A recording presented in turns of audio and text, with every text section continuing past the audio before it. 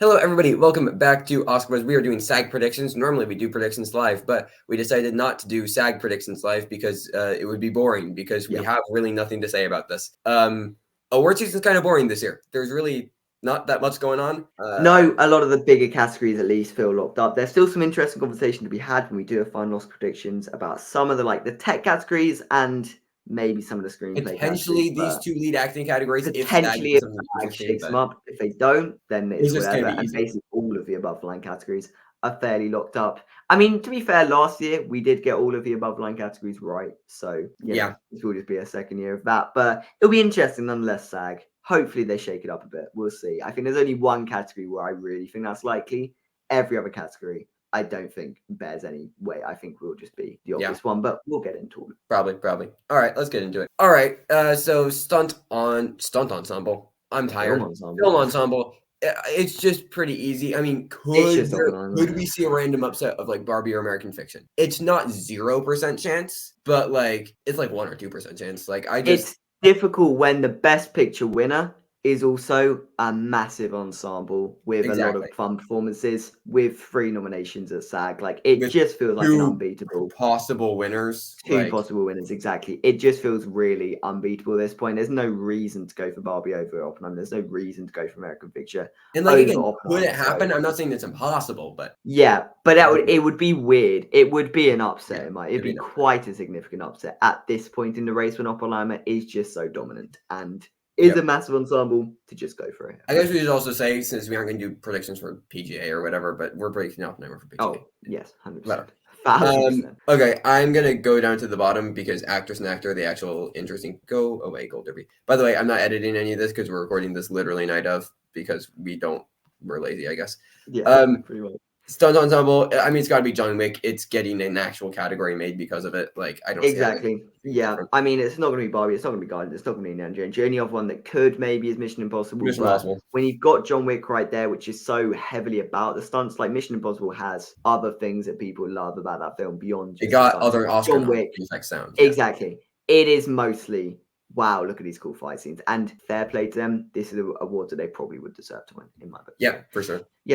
Easy. And another easy one. Yes. Yeah, this is just Robert Downey Jr. So easily. He swept this award season. I didn't think he'd do it, but congratulations, he swept. And I think it will just keep going. Like, there's no reason. There's no reason to say he won't sweep. Is only reaching further heights with its good performance at BAFTA. It's not slowing down whatsoever.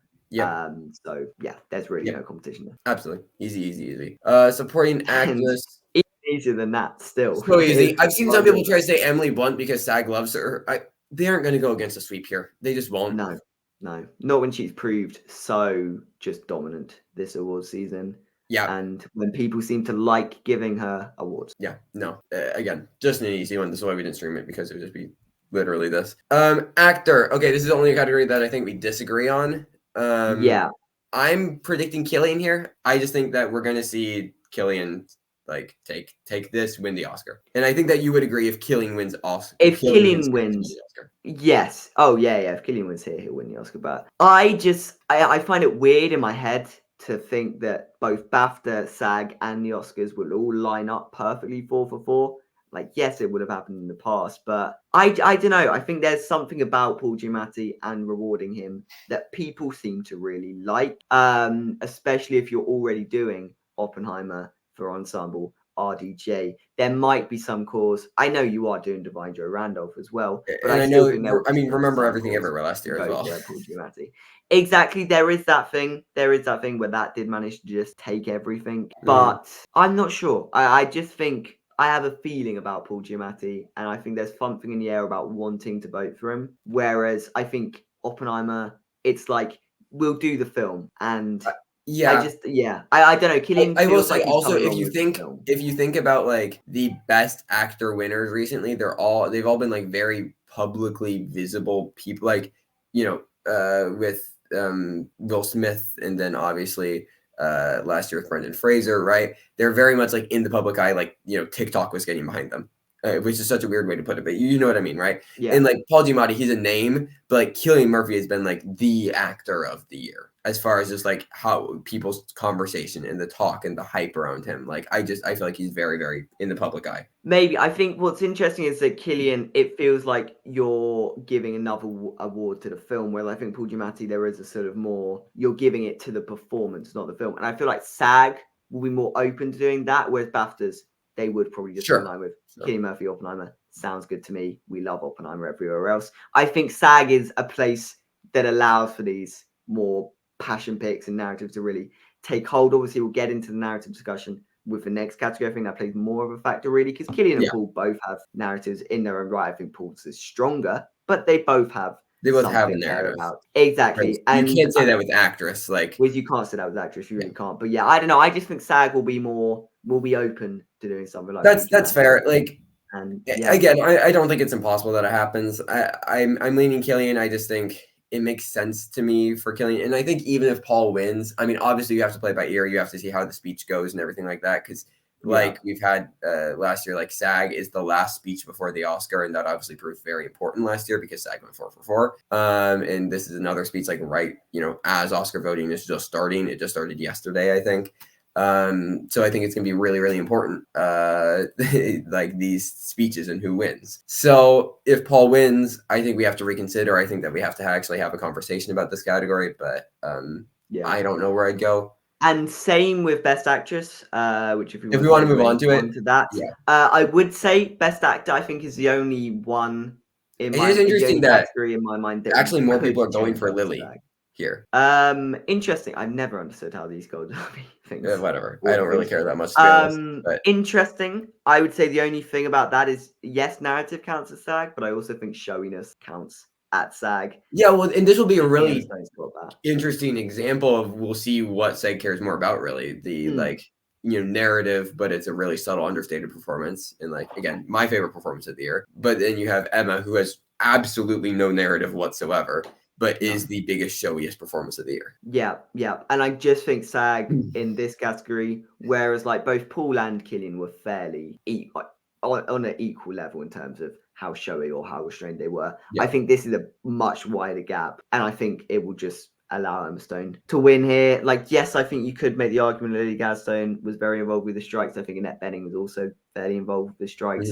I don't know how much they will really factor in to the conversation, those elements. And I just think Poor Things has more momentum currently than Killers of the Flower Moon, where Poor Things is looking at Oscar wins, potentially in production and potentially in costume, potentially here. Killers isn't really looking at anyone's elsewhere, and I don't see the passion really being funneled into Lily Gladstone in a way it needs to be. But the thing would be is if she wins SAG, then that is our example.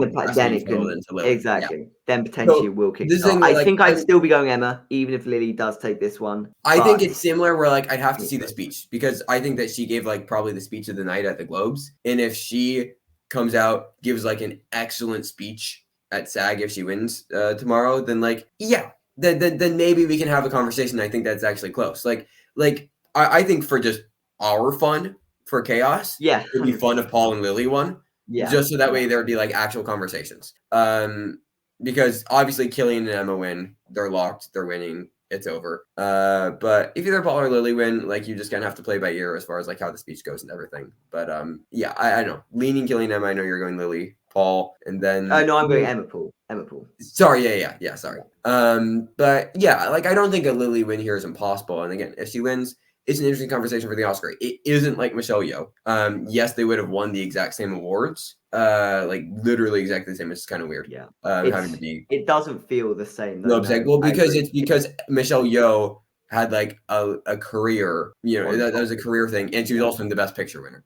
Yeah. Now there are other examples of like this similar type of thing happening, but it wouldn't be just directly like last year. So. But yeah, I think that'd be fun because that would at least be a conversation to be had if Lily wins.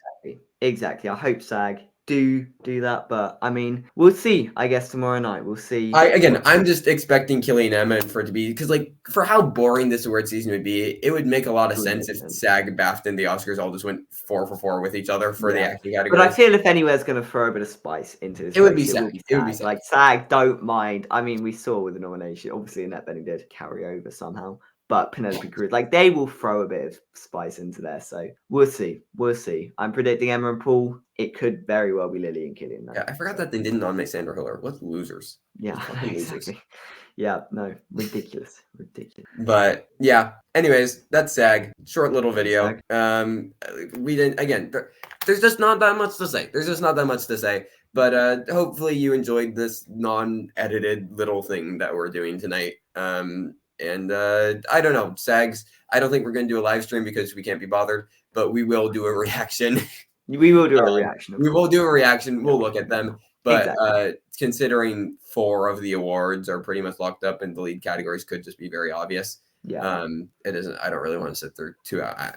I don't know. I'm just, if you can't tell, kind of over this award season because it's exactly. I already kind of want to get, because like when the big categories, like there's still some fun conversation to be had. It's still right. It's still, the Oscars are usually a fun show in whatever form they take. Yeah, like we'll watch the Oscars, obviously. Like, exactly. Like whatever form they take, they're always interesting and they're always something. But this award season, in particular, the big awards, it just kind of feels fairly obvious. So it's so long. Like it feels like 2020. It does. It has felt long. I mean, maybe it's because we've been covering it since Cannes. Maybe since we've been covering it, it's potentially. But like it has felt quite long. It has. I think I'm seeing this sentiment a lot of places that this award season is just really long. I mean, it's quite stretched out. Like from when Globe nominations happened was in December, and it's gonna be 4 months until the Oscars happen. Yeah, that is too far probably. When theoretically they're all honoring the same thing, like they're all honoring the best thing for 2023. And when you have a sweeper as large as Oppenheimer, this means everything. Like